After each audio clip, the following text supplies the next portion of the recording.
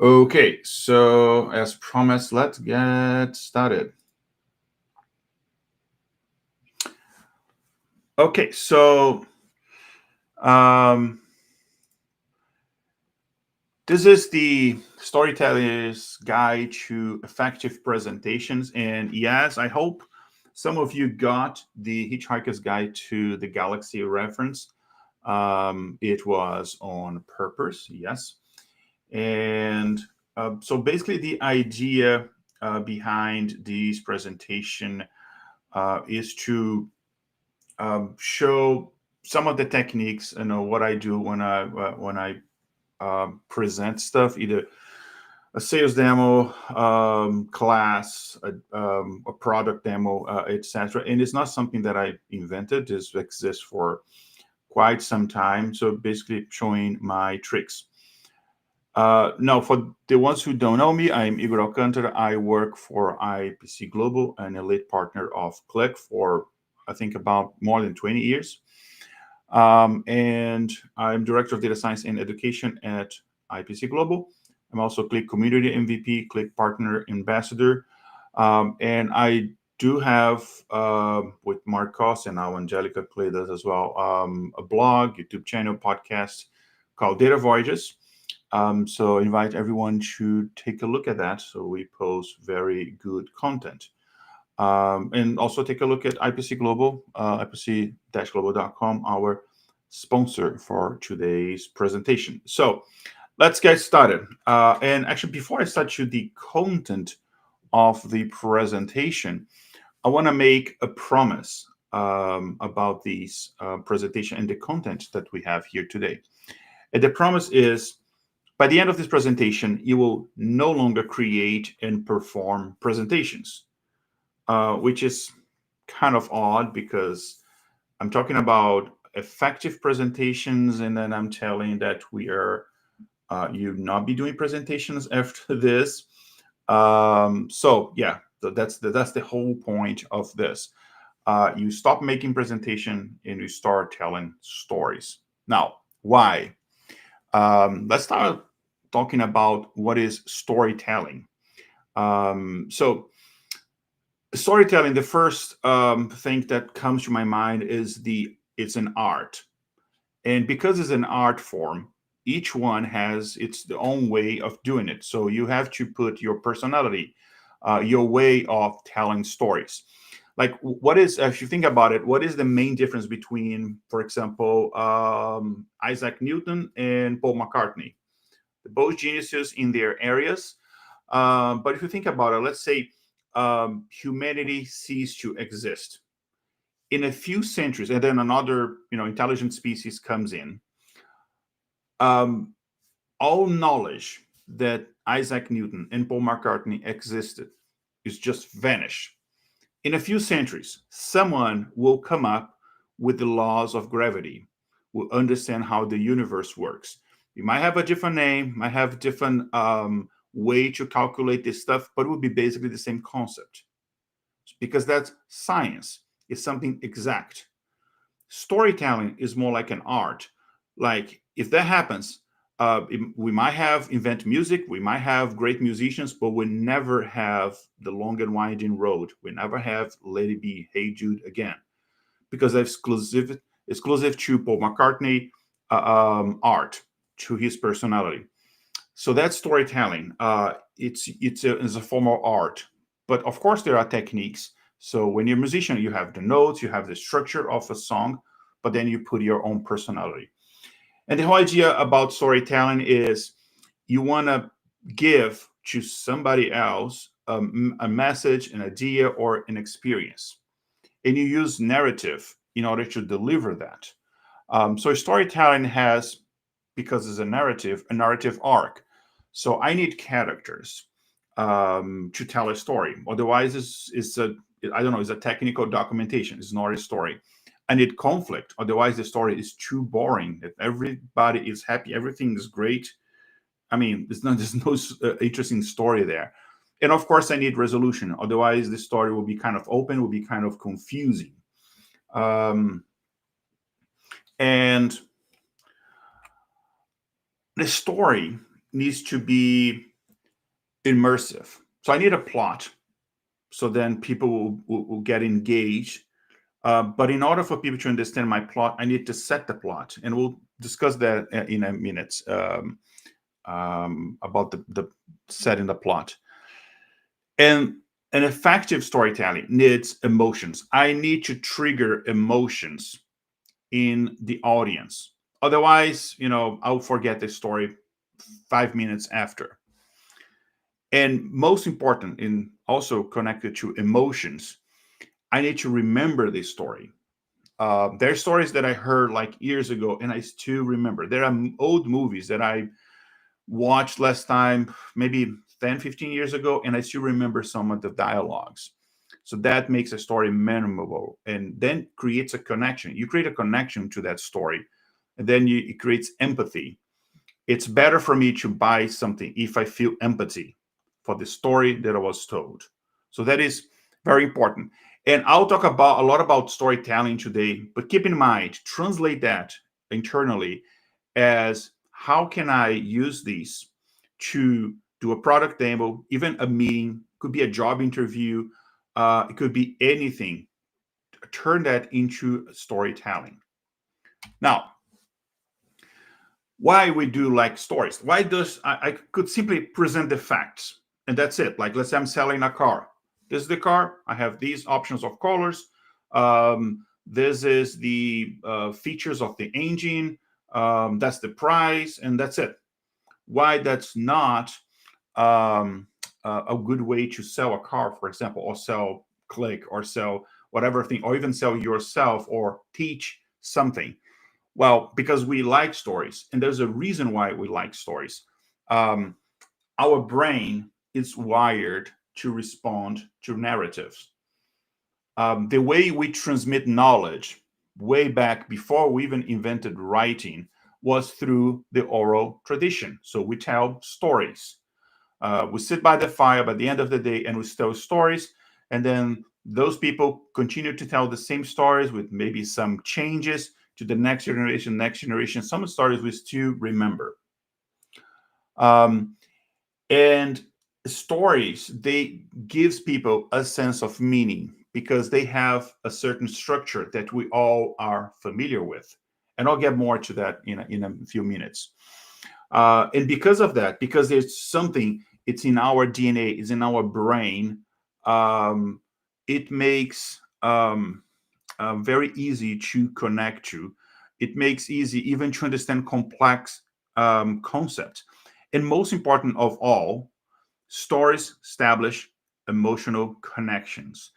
And the best way to remember something is to establish emotional connection. Sometimes there are things that you like, but you don't even know when you're starting like that or why you like it, but you just like it.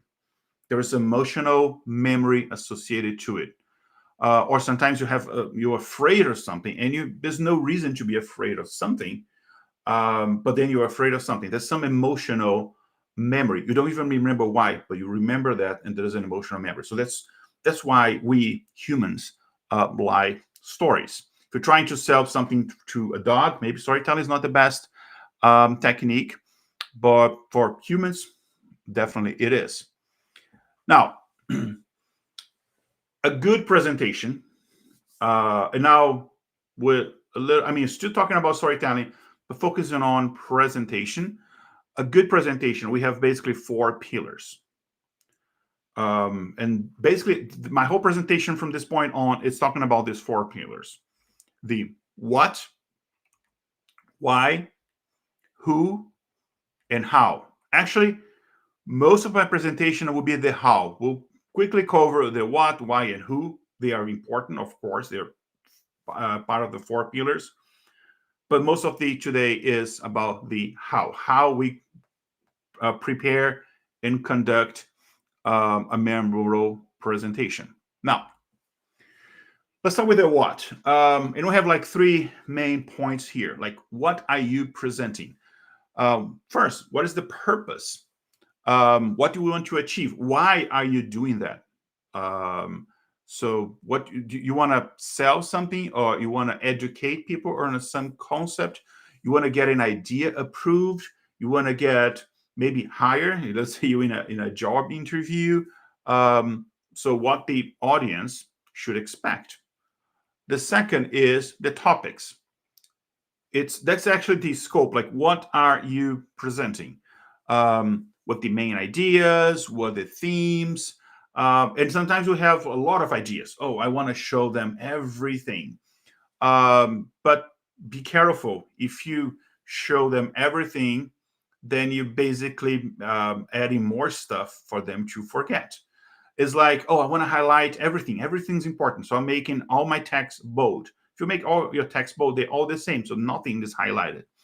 So relax, take a deep breath, organize all of the themes in importance, and just eliminate like half of them if you have too many, or even more than that. And sometimes there's some topics that, yeah, they're kind of correlated, but not too much. So let me focus on the more important aspects. Sometimes your purpose, the number one topic, is not to get a sales done. Let's say it's a sales presentation. It's get to the next level, to the next meeting. Sometimes it's a long cycle. So you need to think in a strategy to get the best presentation out of you. And the takeaways, like, okay, you finish your presentation, great. What are the main takeaways you want the audience to remember? And it cannot be more than 3. If it is more than 3, then it's too confusing. It's too much content. It's 5, probably they're taking 2 or 3, and you have no control the 2 or 3 they are ignoring. So focus on what is most important, what they need to take from your presentation, what they need to remember. So that's the what. Now, why? First, you competing with not only with other presentations about the same theme, and most importantly, you're competing with I don't know, depending on the type, with Netflix, with the family time, with their work, with competing with their time. Basically, you're trying to get their time, the attention to watch your presentation, like I'm doing here today. So why they doing that? What is the relevance for the topic that you're presenting to the people you're presenting? And oh, I am amazing is not a good answer for that. And what is the benefits? What the outcomes of the audience will take from your presentation? And another important thing: why does it matter? Why is important? Why can I just like Google it or ChatGPT it and get information by myself? Why does it matter to watch your presentation? And what is the value for you? Otherwise, you're just wasting your time. And for the audience, is really necessary. Could that presentation be an email? Could be just an attached document or something. So you think about it. The what is all about you. The why is all about the audience, or most about the audience. Now, 4 pillars, 2 are done. Let's go to the third one, the who. Who are you presenting to? Sometimes it's not possible, but when it's possible, there's something that I like to do, is to do a little research on the people I'm presenting to. So let's say I have a meeting, a new prospect, a customer. I go to the list of attendees and I just look it up, do my homework, and who are these people? What they like? What are their hobbies? This person likes sports. This person is more advanced in this knowledge. This person is new to this knowledge. That helps me to prepare my message, so everybody will take something from what I'm saying. Everybody will appreciate what I'm saying. It's an act of respect to whoever I'm presenting to. But I understand it's not always possible. Like last year when I was presenting to Qlik Connect, we don't have access to who's attending our session. And a lot of time people just show up and sit down and watch it. So we have no control of that. But when it's possible, it's very good to do it. And sometimes not individually, but you kind of have a segment. I'll have a mix of new people and more experienced people, that kind of stuff. Now, even if it is not possible, there was something that you need to prepare off when you're presenting something. And sometimes when I'm like what I'm doing right here, I'm going to read your comments. And by the way, hello everyone who's attending this live. I can read your comments, but I cannot see your faces. It's kind of hard. So unless you interact, I don't know who you are much. But a lot of times when you're presenting in cameras or you're presenting in person, there are some characters, and you need to kind of be prepared in case they show up. Sometimes we don't have all of these characters, but every single person in your audience will be one of these. The first is the protagonist. This is easy to identify in an in-person presentation. Is a person that sits up front, gives you a lot of visual feedback, like this person is nodding their head and is sometimes smiling, agreeing visually with their face expression to what you're saying. Best people to have in the audience. But also you have the skeptic. Everything that you're presenting, they'll have doubts. They'll not be sure. They'll think they're trying to scam them. So be prepared to that is that type of people that you present some data, some facts, something. Could be during the presentation. It could be doing Q&A. But be ready to have skeptic people in your audience. The sidekick basically are they agreeing with the protagonist, but they are not interacting too much. But you can see based on their facial expressions. And then you have the antagonist. That's kind of the most challenging ones.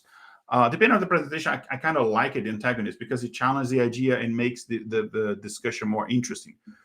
But they're confrontational. Sometimes they have something to lose if your proposal is approved. Let's say you're presenting Qlik, they love Power BI, they're afraid they'll lose their jobs, or maybe they're just lazy. They don't want to learn something new. They just want to stick with what they already know. So they're not listening to anything you say, or most of anything you say, or they only listen to find something to trick you, to question you. So be ready for these type of people. If you're lucky, might have one in your audience, but be ready. The mentor is that person that they don't make decisions, they don't sign the checks, but people, they like an influencer. So people talk to them because they're experts in a certain area. The innocent for training, that's my favorite type. They don't know anything about it, so there's like a blank canvas. Then we can teach them the concept. So that's like amazing. But be prepared. So sometimes your presentation cannot be like too complex if you have people that are not as experienced, which means like sometimes it cannot be too technical, or unless it's only a technical presentation. Everyone is technical, so know your audience. And this, we always have like the jesters, like the people who like humor, jokes, cool references. So always have like a joke here and there. Just be aware of the tone of the joke, of course. More about that in a few minutes. But have something on that so that it will please these people. And then finally, the sage. Those people, they usually interact later, or even in the Q&A.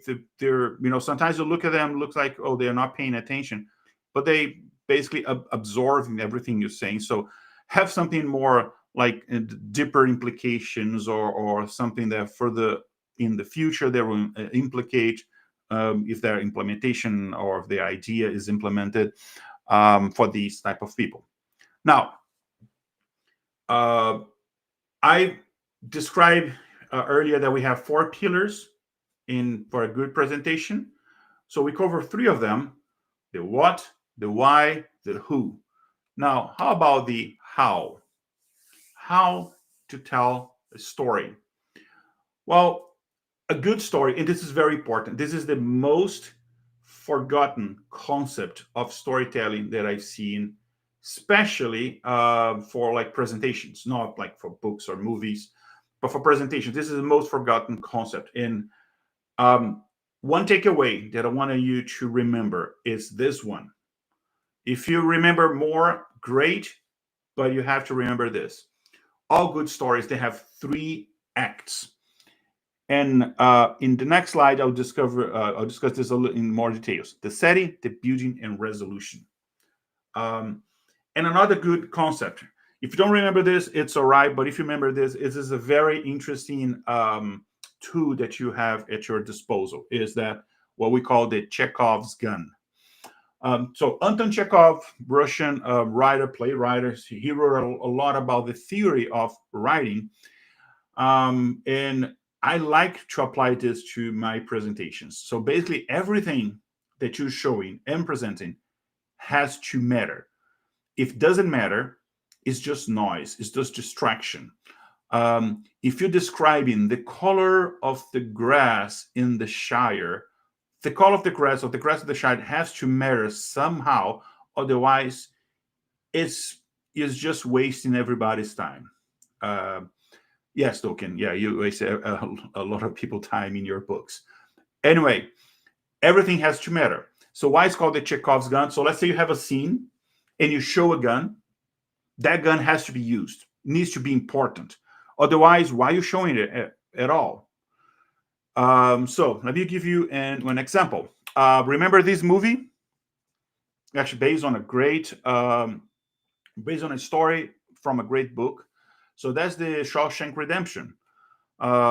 It's, I think, according to IMDb, it's top 3 or maybe top 1 best movies of all time, according to IMDb.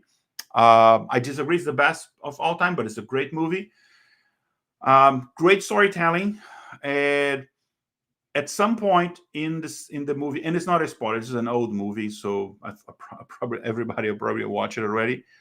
There was one scene where the main character has this poster of these actress, Rita Hayworth, if I'm not mistaken, and the camera shows the poster. If the poster was just a poster of an actress, so why bother showing? That will make no sense. But the Chekhov's gun says if you show, it has to be a value. So then later on, you find out that behind the poster, he was making a tunnel to escape. So that's the Chekhov's gun in place. So if you have something in your presentation, if you mention something, if you mention AutoML, you have to show it. It has to be in your presentation. Otherwise, it's just noise, just distraction. If you show, it has to have a meaning. Now, let's talk about the 3 acts, because I said it's the most important thing. So all presentations, they need 3 acts. If you have 2 acts, 1 act, it's incomplete, it's confusing, it's not the best storytelling. So the first act, it's setting the stage. In a book, in a movie, it's when the characters or the main characters are presented and you kind of understand their personalities, who's the villain, who's not the villain, establish the purpose. So that's the first act. The second act is most of the story, is when you actually present what you have to present. We can apply a lot of storytelling techniques, which we'll discuss later. We can add jokes, visuals, etc. And then we have the 3 acts, which is the closing. It's when you summarize everything. It's when you have your call to action. So that's the end of your presentation. What I see a lot of times is people forget about this. As I said, is the most forgotten concept in storytelling. What I see a lot of times in presentations is people come in, oh, I need to present the app that I was doing just the demo of the app that I was doing. And they open the app and they go, oh, we have this chart here and I have that chart here. And they basically go straight to Act 2. No, relax, take a deep breath, go 1 step back. And why you're doing this? What is the purpose? What is the data? So present the plot. So that's the setting, the stage. So it is important. So you have to do it. And then you go to Act 2. A lot of people, they go straight to Act 2, and it's confusing. You know, the audience, they kind of still getting in the rhythm, and then you're already presenting stuff. So your first 5-10 minutes, they totally forgot. And then don't forget the 3rd act. Otherwise, you present something, and then they ask, okay, what now? What should I do? So you need the 3 acts, just like any good movie. And the promise that I did at the beginning was that you will not be giving presentations at the end of this. So you're not giving presentations if you're doing a good job. You're telling a story. You're a storyteller. You're not a presenter. Remember, proposal, concept, what you're presenting, focus on the audience is important. Um, for project status kind of meetings, for deliverables, then don't rush to the details. Build it. That's what I'm saying. Don't forget the second act.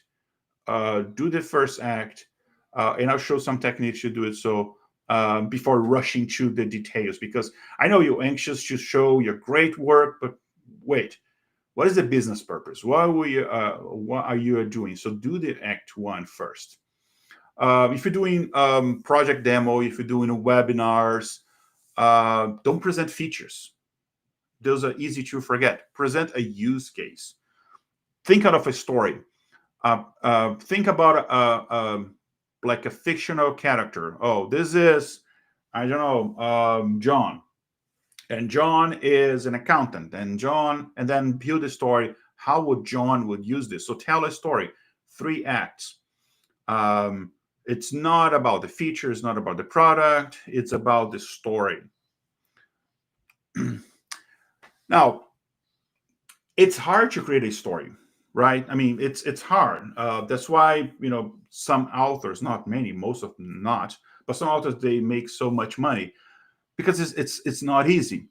However, every single story were already told. Every single one. By the way, they were already told for centuries already. Because every single story they basically follow a similar structure. And there are many different structures, actually, not as many, but there are different structures. But the most common are these. So, first is the hero's journey. So, we have the protagonist, and the protagonist called to an adventure, and there are challenges in this adventure, and then the hero comes back transformed and faces the challenge. Happy ending, everybody's happy. Well, it was first told by the Greeks. So the Odyssey is a hero's journey. And then Shakespeare did the same. And then George Lucas did the same. And Disney did the same. And Coppola did the same. The Godfather is kind of hero's journey and anti-hero, but it follows kind of this structure. So Michael Corleone did not want to be involved in this family business, but there's a call to adventure. So as all the hero's journey structure here. Another one is the quest. Basically, there is a search for something. It could be a search for a treasure. It could be a search for truth, like the Matrix, for example, enlightenment. So that's the quest, a story structure. Like Django Unchained, he's looking for his wife, Indiana Jones. But again, from the Greeks, Shakespeare, modern pop culture, they all follow the same structure. But it was invented way back by the Greeks. Um, you have alternative to the hero's journey, which is the tragic hero, like Icarus. He tried to reach the sun and then gets destroyed by his ego. And Macbeth, it's another example. So basically, there is some flaw in the hero character that eventually draws the character to a fall. Like Breaking Bad, House of Cards, there are many examples of this. And then finally, I want to bring 4 for you is the revenge plot. Like Kill Bill is what I think like recent. I mean, recent, it's not as recent, but recent in terms of history. But Hamlet is a revenge plot. The Gladiator is another one. But again, if we go back to Medea, it's Greek. It always started with the Greek. So all stories were already told by the Greek. We're basically just retelling the same story with different elements. We're telling the same story, but we put it in space, or we're putting in the ocean, or whatever it is, but at the same structures.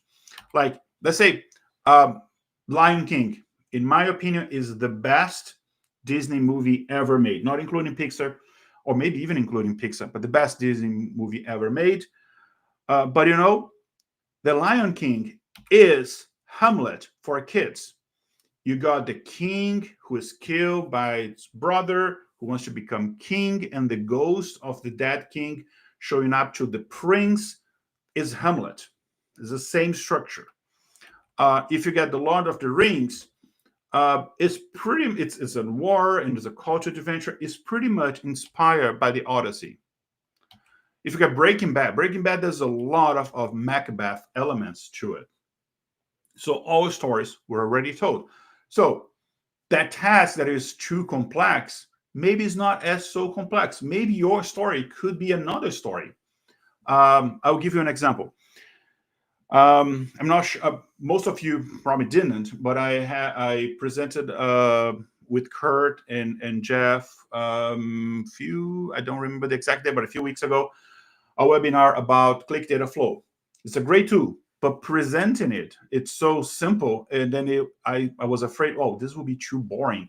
Basically, I have this block, and then I connect to the next block, create a workflow, and there we go. I have my data transformed.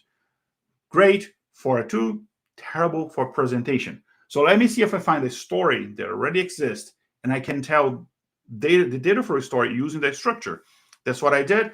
And I told the data flow demo that I was doing, and was in use case, because use case connect better than just showing features.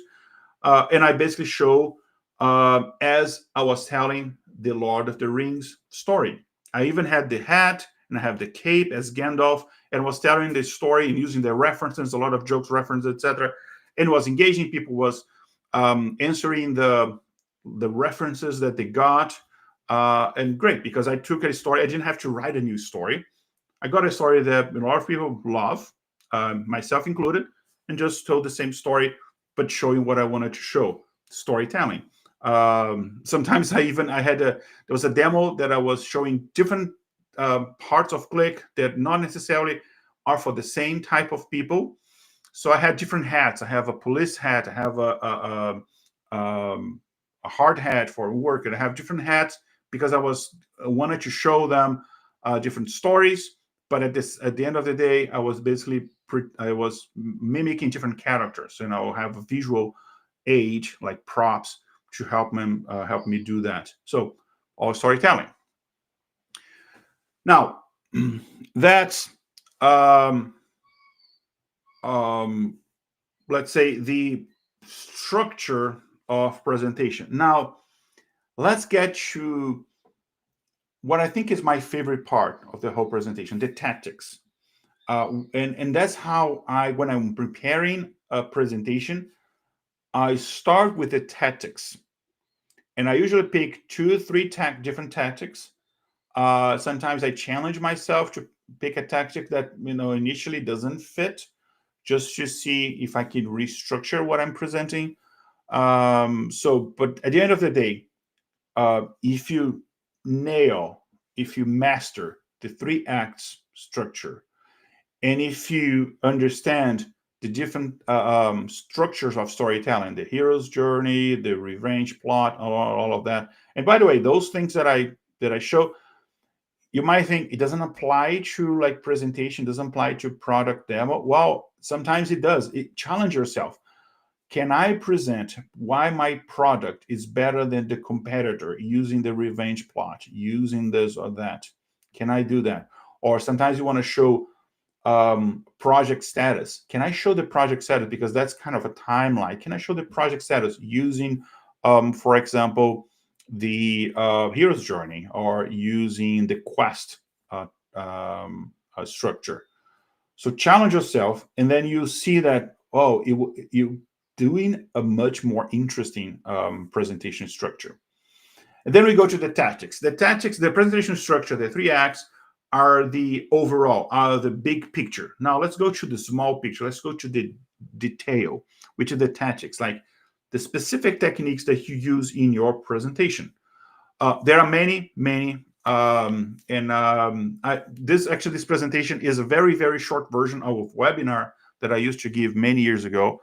I'm sorry, no webinar, a workshop that I used to give many years ago. Then we can go like and explain and practice like 30, 40 different tactics. So I have a few last here, but those are my to-go. I don't have too much time to prepare this presentation, so these are my to-go tactics.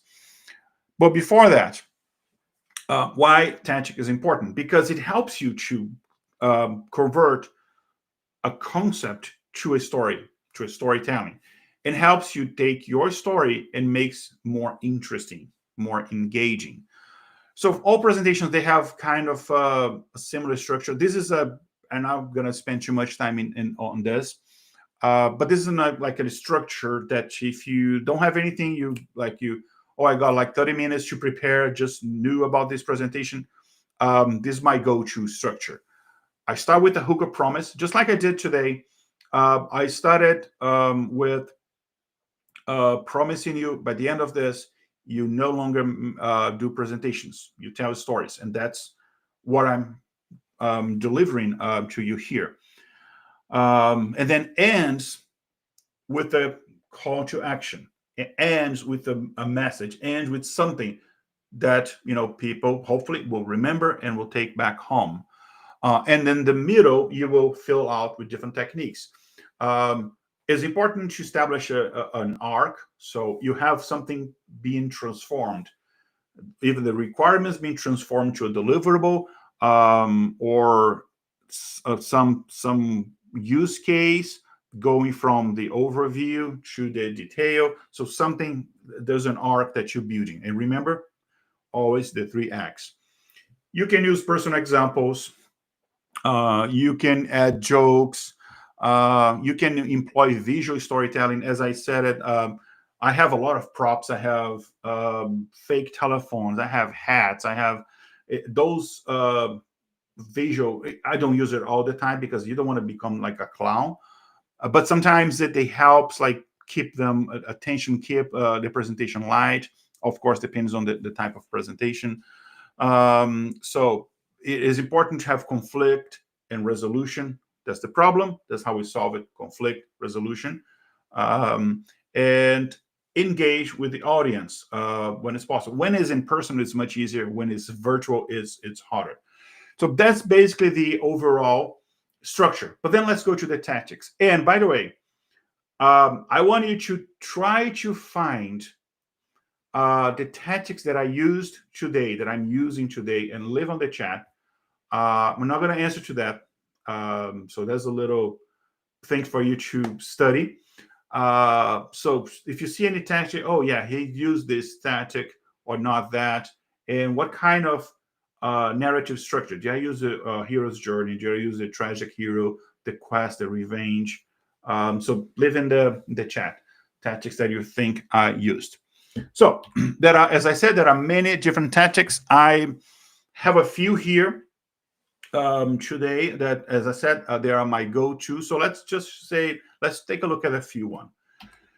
And if you have to remember one tactic only, in my opinion, the most important one for presentations is the show and tell tactic. Show and tell is because it's multimedia, all presentations. So there is something you're showing and there's something you telling.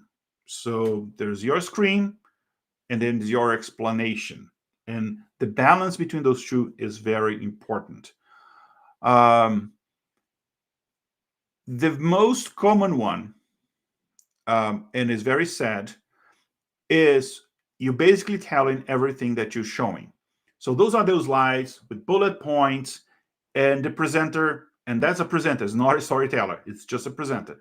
The presenter is basically reading the bullet points. That's it. It's boring. Just give me these slides and I'll read it myself. It just kill me. I hate it. But it's so common. Or this is also very common and is also very sad. Someone is presenting an app, let's say a Qlik app, and has like, let's say there is a tab with 5 charts, and the presentation is basically the person reading the charts. Which, come on, I can read the chart. I don't need you to do it for me.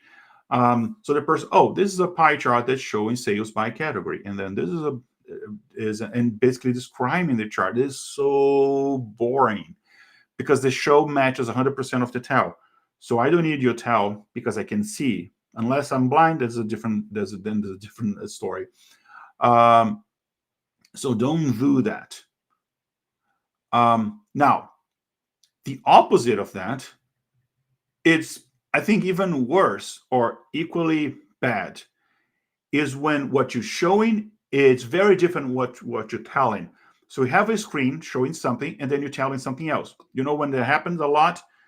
When someone has a slide and the person is telling something about that slide, and then the person maybe remembers something and then it started, off going off script and talking about something that is not on the screen, and people get confused, like what's going on here?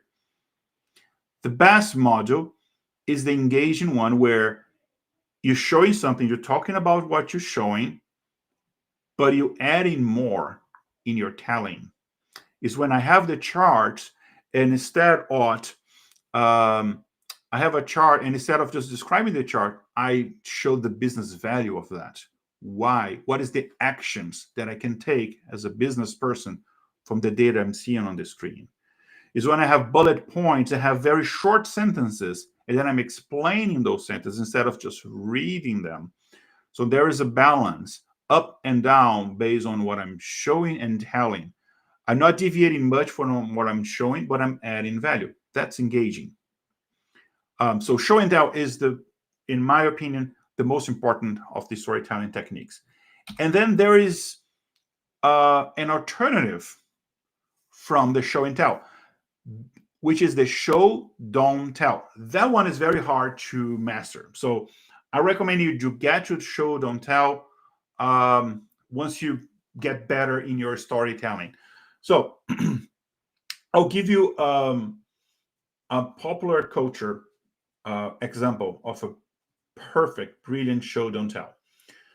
Not related to presentations, but I think you get the abstraction of this. You get the abstract idea you can apply to presentation. But again, it's a little bit risky. But if you know how to master, it's great for a few presentations. There is bad storytelling and there's great storytelling. Bad storytelling is when someone tells you everything. It's a story where someone tells you about a character. You want to show a character is a villain? Someone says the person is terrible, or the character has a face that shows, oh, it's a villain. Or there's a song that shows, oh, if that song is playing, I know that person has different intention. That person is a villain. That's the lazy way. You're treating your audience as dumb, as stupid.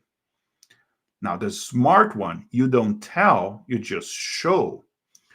One of the greatest examples that I saw in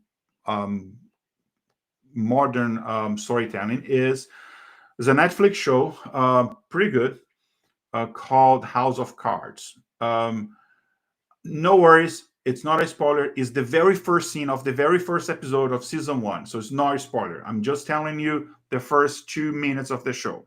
All right. They want to show that the main character, Frank Underwood, is it's basically is a bad person, but is a person that can basically is a person that can do what it needs to be done without thinking, without blinking. This needs to be done. I'll do it, and I don't feel bad about it. Lazy way, they could have something talking about this character and basically saying this with different words. The good way, first scene, they are in a party. You later learn that is his apartment, his house, and then you hear a sound, a car like braking, and you go outside, and basically a car run over a dog, and the dog is still alive but suffering. So everybody goes outside. He looks at the dog, and without thinking, he kills the dog because the dog was suffering. It was impossible to survive. It was the right thing to do. If you bring the dog to a vet, is what the vet will recommend, but he does it. He doesn't blink. He doesn't show remorse. He doesn't cry. He's strong. He understands the situation very quickly. He knows it needs to be done, and he does it. So they showed you who the character is in the first 2 seconds of the show, so you understand these intentions of the characters from this point on are practical but selfish, and this character will do whatever needs to be done without blinking, without questioning without any problem by one single scene. So I'm not saying kill dogs in your presentations, please don't. What I'm saying, sometimes instead of saying this product is amazing, it's this or that, just show. Don't say it, just show. Um, so, but it's a technique that is hard to master. Now, the next tactic is hooks and promises. Sometimes when a presentation maybe is long, or sometimes when a presentation you might be afraid that, well, I have this great thing that I'm showing at the end. But in order to get to the great thing, I need to go over describing the green grass of the Shire for 1,000 pages. I'm sorry, I don't do that, but Anyway, all jokes aside, but I need them to stick with me, trust me, and then at the end, they'll be pleased. So make them a promise. By the end of the presentation, this will happen. So then they'll be interested in, like, after the break, then we'll show this. That's kind of technique. So you start with a question that you have to answer at the end, or a promise, or maybe a puzzle that we are going to solve together. You might use the reverse plot method, what I call the Tarantino method. You start what you show.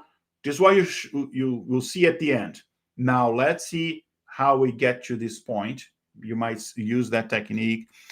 You might have more than one promise, depending on the size of your presentation. And if you promise, you have to deliver. Otherwise, your credibility will be hurt. So that's a technique. It's very easy to implement. It's probably the easiest. And it's it works. I mean, it works. So we still have everybody who joined here. Now, this is a technique specifically if you're showing data. So you're doing product demo, you're showing data, you're showing a dashboard. There's an interesting technique. Actually, there are more than one technique. There are 3 techniques. So how am I presenting data? Well, I can have multiple ways. One way that I liked, because it automatically has the 3 acts concept, is the data zoomer. Instead of going directly and showing, I have this problem with this product or this customer, let's zoom out. Started by showing the big picture. Overall, we see this trend. Sales are going up or down, whatever. So show the big picture without describing all of the charts. Maybe focus on 1 or 2. Show the big picture. That's the zoom out. Then you pick one character, and that character will be your protagonist in your story. Who is your character? It could be one product, for example. That is a good sample of this. It could be one customer, one division, 1 month specifically, whatever it is, that will show what is a one good example of what you're trying to show. That's the zoom in. And at the end, you zoom out back to link the zoom in story that you're telling your character to the whole plot, to the whole story. Now, between zoom out and zoom in, you tell a story. We found this trend right here. And then, for example, look at this product, and then you zoom in, and then you continue to explain, and then you zoom out. I had a webinar recently. Actually, I'm having webinars every single week since, I think, the second, third week of January.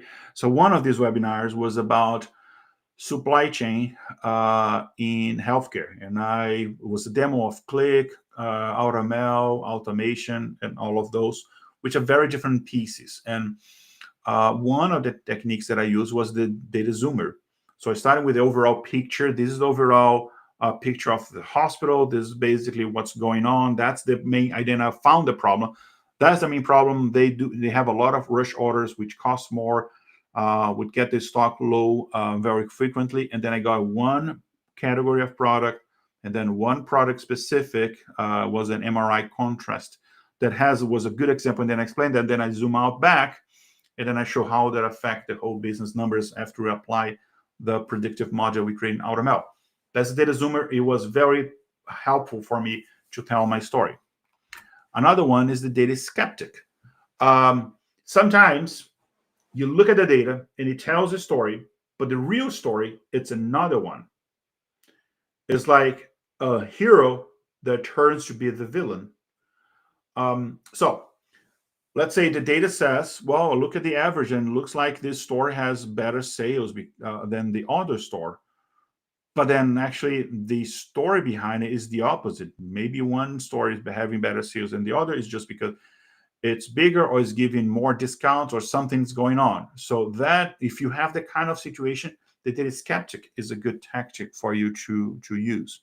So you show everything first as it is, and then people will believe that story, and then you introduce a question, a doubt, and then you do like your investigation as a detective, and then you show, wow, actually it's the opposite. Plot twist. Everybody's surprised. Oh, he was dead the whole time moment, and then you got your audience, and they will always remember. And then the third one is a data detective. It's when what is important is to show the process.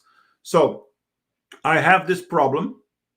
The data is my evidence to solve the problem. Then I went through this process, and then I found my solution. When I'm presenting AutoML, for example, data detective is my go-to. I have this problem. The company is losing a lot of employees. Then people try this. They blame this department and that. But then look at the data. Not the department problem. Let's use AutoML and as a tool in my data CSI moment, and then I use data detective for presenting AutoML, for example. So again, all these techniques are useful when you're doing presentation. Then hero in a hole. It's not very common to use, but it's good to have that ready because in some cases you need. It's usually to explain, well, something happened, we made a decision, the decision cost something, but then that's the outcome. So hero in a hole is a tactic where we start with your comfort zone. Comfort zone could be good in a lot of scenarios, but it could also mean that you're wasting opportunities, you're losing opportunities. So if it is a presentation where you're showing, well, we did this improvement, then basically you're starting with in your hero in a hole. But in other situations is, well, everything was perfect until something happens. That's the trigger. Maybe a new competition. Maybe the cost went up, or cost of hardware went up, and then we have to move to the cloud. Whatever is something trigger that. If nothing external trigger, then the trigger could be, well, we think we need to improve. We think we need to go to the next level, and that's your trigger. But then not everything is easy. So then you have your crisis moment. That's your hole, hero in a hole. That's the hole of the hero in a hole. And you're the hero, by the way. And then that's where you will faces the worst nightmares. Your worst nightmares, the challenges, but you learn something valuable. Then you have your recover, and then you're now in a better place, either more experienced, wiser, lower cost, or more prepared for the modern technology, whatever it is. That's your place now. If you structure that kind of scenario in a hero in a hole, it connects to people. They'll like it. Instead of questioning, yeah, but you spent $2 million. Actually, they'll, oh, okay, great. You know why? Because that story everybody likes. There's a comeback story. That's Rocky right there. And everybody likes a good comeback story. So that's hero in a hole. Now, another one, I use it almost all the time, not all T's, but I use at least one in almost all of my presentations. So the 5 T's: timeline, turning points, tension, temptation, and teachable moments. You can do a full presentation just using the 5 T's, or you can pick one T and incorporate using other tactics. Again, It's not that you use one tactic. You can use more than one tactic and combine them into your storytelling. So what are the 5 T's? Timeline is when you want to structure, let's say, project report. Well, first we have this, then that, now that. They're your 3 acts. Or we used to do it this way, but now we do it this way. There's a timeline, 2 moments, but again, you can transform that in 3 acts, because then in the middle you put the process itself, or you can use, or in end. I mean, we can combine both. The turning points is the second T. We found a problem when this happened. Then we make a breakthrough. We knew we had to act when. So it's the moment where something had to happen. That trigger the project, that trigger your changing strategy, whatever it is. That's the turning point. Tension. Well, there was a rise in cost. We lost 10% of our clients, or to renew a product would cost us too much, or we lost employees of this area, so we need to do things more in a more automated, whatever it is. There's a tension moment. So you can use the tension moment to create suspense, to justify the specific business strategy that you chose, or things that you purchased. That's another way. Temptation, well, sometimes the temptation comes from the audience. So why you didn't use this? Because it's free, because whatever, because people already know it. That's a temptation. Yeah, it was easier, but then in the long run, that's the consequence. And teachable moment, well, this whole process taught me this. Sometimes when everybody makes mistakes, sometimes when you make a mistake, you learn from a mistake, then you turn that into a teachable moment storytelling. You know who did that? George Lucas in Star Wars. All 5 T's at some point were used in every single movie. Great. In addition to the hero's journey and other techniques as well. Now, these are the tactics that I decided to bring it today, but there are many more. If you want to take a look at more tactics, there's a Hero in the Guide is another one. The 3 Great Conflicts, Dragon in the Village, Order and Chaos, Icebreaker, many other techniques that you might learn and use eventually. But those ones that I show, if you master those, you are ready. A way, or even trying to apply, will make your presentations better than it is right now. And then you keep trying, you keep exercising, then you become a better storyteller. Now, my last third act. Let's summarize everything with a few tips and tricks. The first is preparation is key. Practice, practice, practice.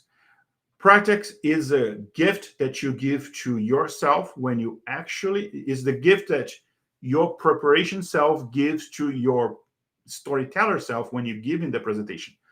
Practice your presentation, know in your mind, speak it out loud, do the full presentation more than once, so you know the time, you know the references, the jokes, when, where, etc. It's not about you. It's not about the product. It's about the story and who you presenting to the audience. It's all about these 2 things, your presentation. And memorize keywords and milestones. I use this a lot. I have specific keywords, specific milestones that I know, wow, in order to get on time, I need to reach this slide, this moment at, I don't know, 20 minutes. And then there's at something minutes. And I always look at the watch, or I have like a clock watch in front of me, and I know, I'm too late, or I'm too early to this point. So then I can adjust in the process, instead of, oh, you have 5 minutes and it's still 20 slides. No. And do not improvise. That remember this. If you want to take screenshots, feel free. Remember this. Do not improvise. Don't go off script. Practice every single click. If you select in 1 month, 1 customer in your demo, practice that so it has meaning. Do not improvise. And people say, well, but you do improvise all of the time. I fake improvising. Sometimes I fake the improvising and remember something or reference or whatever. I practice that. Sometimes I go off script a little bit, and I'll explain why in a minute. Sometimes I go off script a little bit. That's in script, but I pretend it was off script just to create a reaction. It's part of the story, part of the storytelling. Now, other tips and tricks that are important. Know your audience is important, so you don't get surprised by the characters, by the things. Sometimes you're presenting something, they're expecting something else. Very embarrassing when that happens. Kind of obvious, but I have to say it. Avoid controversial topics means why adding a joke about politics, about religion, about, I don't know. I mean, why? You don't have anything to gain from it. There's a lot of references related to sport, related to movies, related to other things, and jokes about it, those that you can make, then it's fine. Engage the audience, ask questions, interact with them. When it's remote like this, it's harder. Sometimes you try to interact and people don't respond. Say, "Oh, write in the comments something." They don't do it, but it's okay. But you have at least to give them the opportunity to interact and engage. Remember the 3 acts, always, always. And I said this many times, and I can say many more. It's the most important thing about storytelling is the 3 acts. Try different tactics and styles. There's a technique when I was studying many years ago when I was studying storytelling. There was one technique when it was for actual writing stories, or for fiction writing. And there was one technique that we like. It was like do in space. It was like take any story. It was kind of an icebreaker when you like you think you're in a you're not inspired, just to give you in the rhythm. Let's think, how would Hamlet be in space? And then you're not going to write about Hamlet in space, but just give your mind rolling, and then you get in the wrong. I'm sorry, in the right position to then be creative. In your story's preparation, try different things. So can I tell this in I don't know, in a Breaking Bad style? It's not, that doesn't mean you actually do it, but you might take a few elements of it and incorporate to your presentation. This is very hard, but a lot of people, they write a script and they read a script or read a slide. People know when you read a script, because there's a certain rhythm, and usually a boring rhythm. And the language, the spoken language is not the same as the written language. So if you're speaking and reading something, people can tell, and it's very distracting. Don't do it.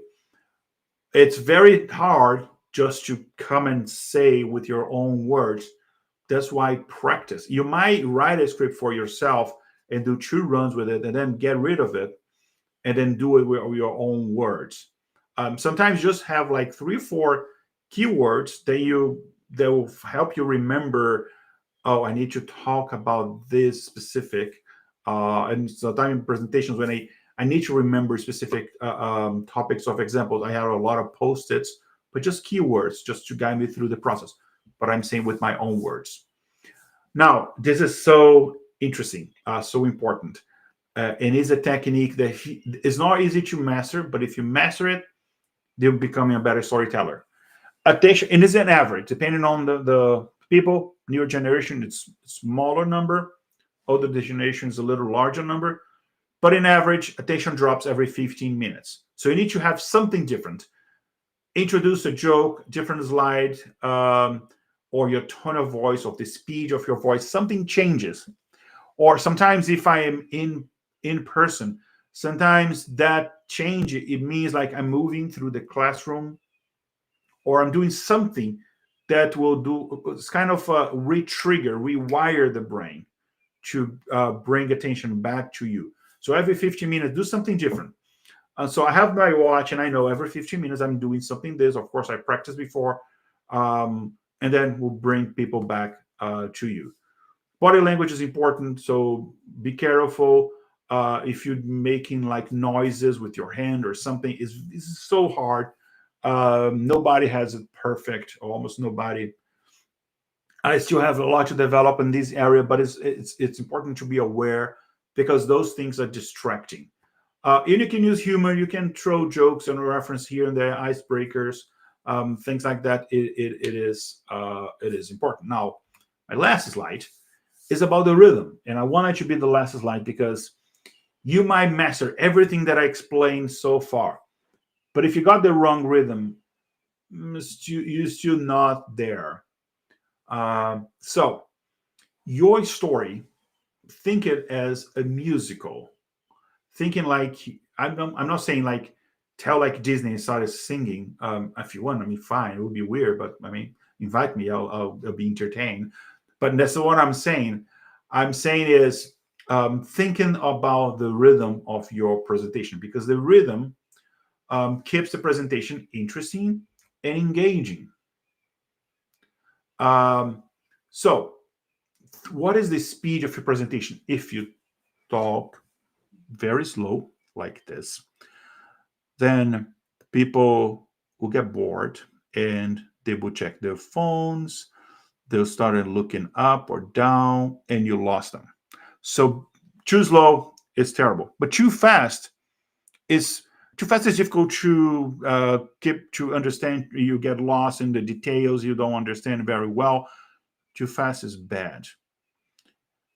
The balance is the best one. Always balance is better. Balancing the force or balancing your presentation, and your speed may vary. That's a technique that is hard to master, but once you master it, it's amazing. Um, Let me take two songs as an example. So, Take Me Out. I mean, a perfect not in the music sense of it, but in the storytelling rhythm sense of it. Take Me Out by Franz Ferdinand. If you don't know it, you can listen later. It's a great song. Was a hit in the 90s or early 2000s, I think late 90s. And great song. Has a perfect rhythm. Why? Because it changes in a very smooth way and it keeps you interested in the song. So it starts faster and then it drops and even the drums, everything changes. Great. Amazing song, but terrible rhythm for storytelling. A Day in the Life by the Beatles, because it's all I saw the real, I read the news today. Oh boy, it's one, two, three, four, one, two, the whole time. Same rhythm the whole time. Every 15 minutes, attention drops. It's your enemy. So change the rhythm. Even your tone of voice, you can go up or down or rhythm a little faster, a little slower. So keep attention back to you. Pauses are important because then it gives people opportunity to observe what you're saying, maybe ask question. So are important. And the idea is to make your audience think. So the whole message about rhythm is don't rush, don't drag, control it like a great song. All right. So that's what I have for today. I hope it was worth your time. I hope you enjoy this. Basically, it's all my, not all, but a good amount of my techniques for storytelling naked presented to you. I think knowledge nor share is knowledge wasted. So that's why I decided to do this. And I hope you enjoy it. And again, I hope the promise that I made, I actually delivered. If you apply this, you no longer present you're a storyteller. So we need more storytellers in the world. And especially we're presenting Qlik, for example, we need to tell better stories, more storytellers. So I hope you enjoy this. The initial purpose of this was to help people who are presenting at Qlik Connect this year, but then we expand this to everybody who wanted to attend this session. So again, thank you very much. This will be available immediately, recorded if you want to revisit at the same link at our YouTube channel. And final message, subscribe and listen to the Data Voyagers podcast. It's a new platform. It's a new podcast, a new initiative that Data Voyagers is doing, available in all podcast platforms.